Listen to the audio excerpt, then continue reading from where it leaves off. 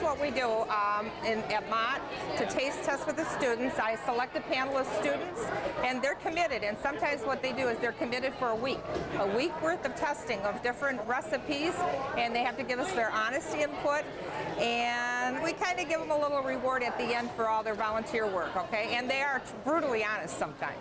Well, we're trying to develop different recipes, different flavors to see what their tastes are like and their dislikes. We have made some recipes. You may only have 5 or 10 kids that try it. Say out of 8 kids that you panel, maybe 3 only like it, and we'll try it for several times. We'll repeat the recipe over and over, and it usually will pick up steam, and sometimes it doesn't, and then we know that that is just one that we'll put on the wayside.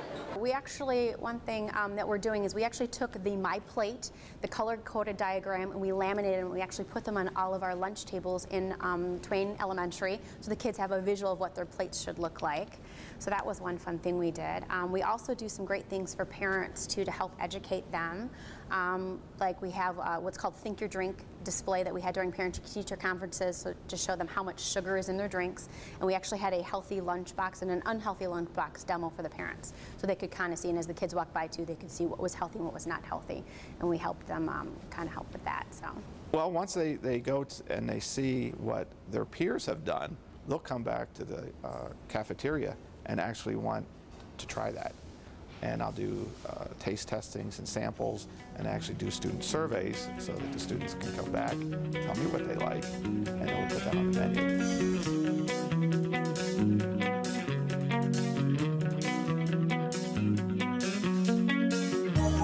Today we're talking about building a bridge with your customer. We want to turn those customers into raging fans. We want these customers to be your fans, your supporters. We want everybody looking forward to lunchtime. That's a big deal, and we want the students involved in that. So what we need is we need to take a person, a distinctive staff member, and take that person, that staff member, and arm them with 3 things that they can have. First thing they need to have is a very distinctive name tag that puts their name in front of the customers so the customers can relate to them. Second thing we'd like them to have would be a very distinctive special uniform that kind of sets them apart a little bit from the rest of their staff. And the last but not most important thing is they need to have a smile. They've got to be able to go out there and smile at that customer and interact with those customers and reply and act with those customers. The third thing is that smile. Have something you're promoting every day. There should be something that you can promote and have every day that's fresh, that you created. I used to like to call it everyday fresh. Something that didn't go from the freezer to the oven. Doesn't have to be a lot, but just that little special thing that you've tasted and you've tried and it's close to your heart that you can go out to that customer and tell them what you want. Today we took out calzones. We took out a homemade calzone that was filled with ham and cheese and a little bit of tomato sauce. The students loved it. We took it out to the customer and they were able to dip it in a marinara sauce and they absolutely were thrilled with it. You could also give whatever you're making a cute name.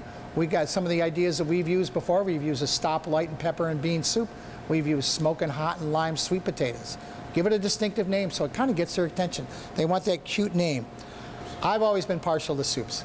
We can put a lot of things in soups. Soups are very receptive to the customer. Here in the state of Michigan, you can serve soup 8 months out of the year, and it's a perfect complement to both sandwiches or a salad.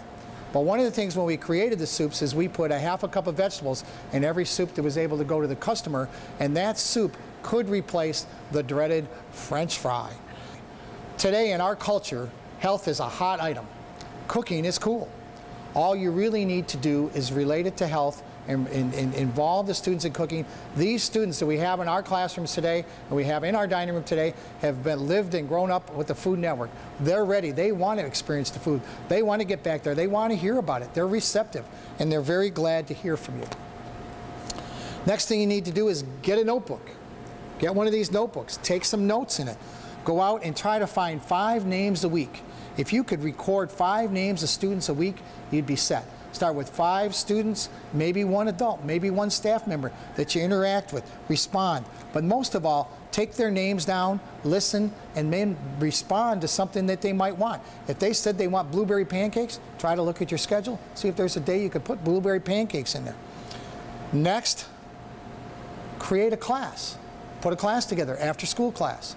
Go and interact with a class that's in session. Take some time out, work with a club, work with a team, or even a teacher, and get involved with them and their activities. Become part of their activities. A lot of times it's part of your neighborhoods. Get involved with them. Promoting healthier choices and creating raging fans is what we are trying to do.